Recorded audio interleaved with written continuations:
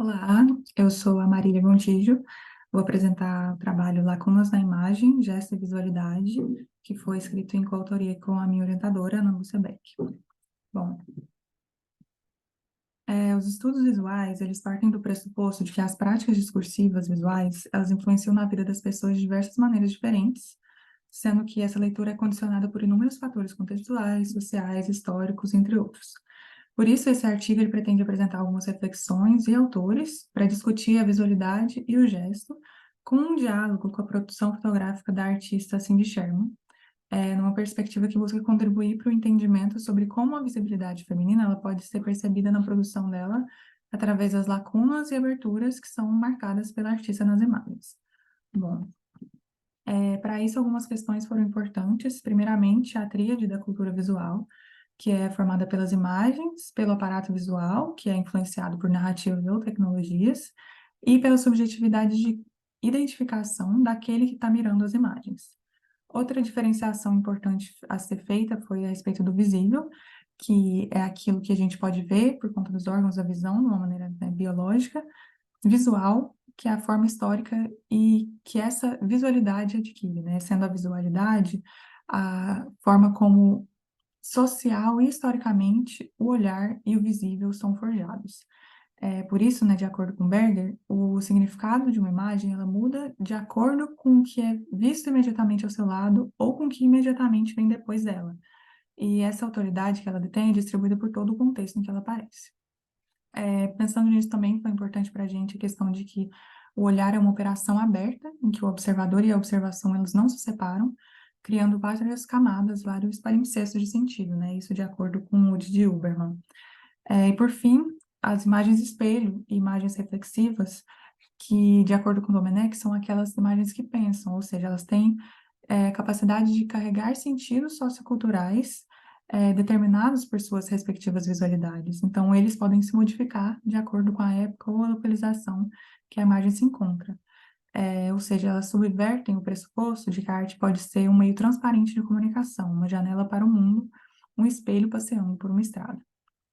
Continuando, todas essas questões elas foram postas em diálogo com a produção da fotógrafa dos Estados Unidos, chamada Cindy Sherman, especialmente nesse trabalho chamado Untitled Film Stills, em que a artista faz diversos autorretratos conceituais, levantando questões importantes sobre o papel da representação das mulheres na sociedade e na mídia, nos quais ela personifica diferentes estereótipos femininos, ironizando justamente essa representação das mulheres, colocando elas como objetos sexuais ou vítimas a serem salvas.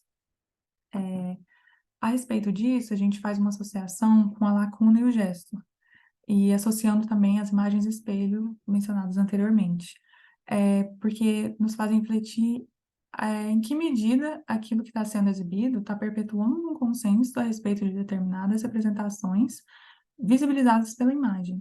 E, por exemplo, se é por meio desses retratos que as mulheres veem suas representações, é assim também que a sociedade as vê, ou no caso nos vê. Aqui a gente vê também o cartaz do grupo Guerrilla Girls, que faz esse mesmo questionamento que a Cindy Sherman faz nas suas produções fotográficas, né? Aqui também no trecho de Berger, ele fala como a mulher é representada de uma maneira bastante diferente do homem, não porque o feminino é diferente do masculino, mas porque se presume sempre que o espectador ideal é o masculino, e a imagem da mulher tem como objetivo agradá-lo.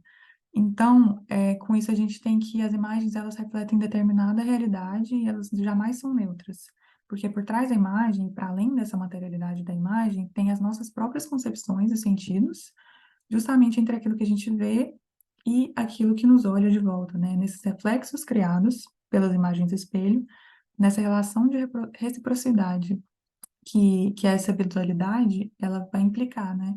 Então a gente enxerga o mundo e as imagens conforme a nossa própria interpretação.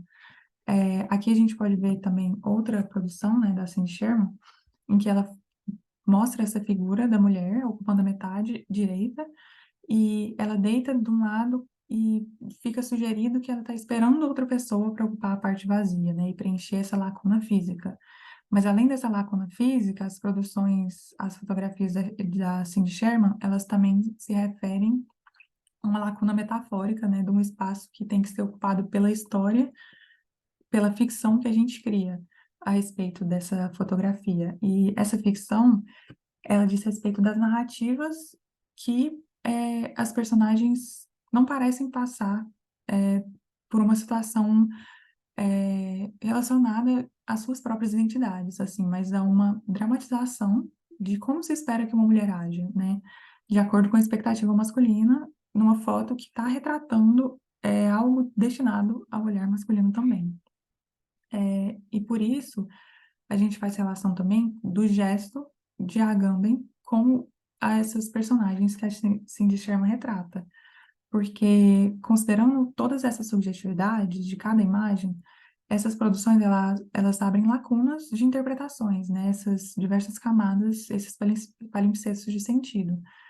E isso a gente relaciona com o gesto de Agamben sobre essa medialidade que comunica, né? Essa pausa, essa lacuna entre os movimentos que se constitui no gesto. Aquilo que tem algo a dizer, e mais especificamente falando do gesto de autoria, que o autor se refere, a Sherman, ela faz esse gesto de autoria de duas formas.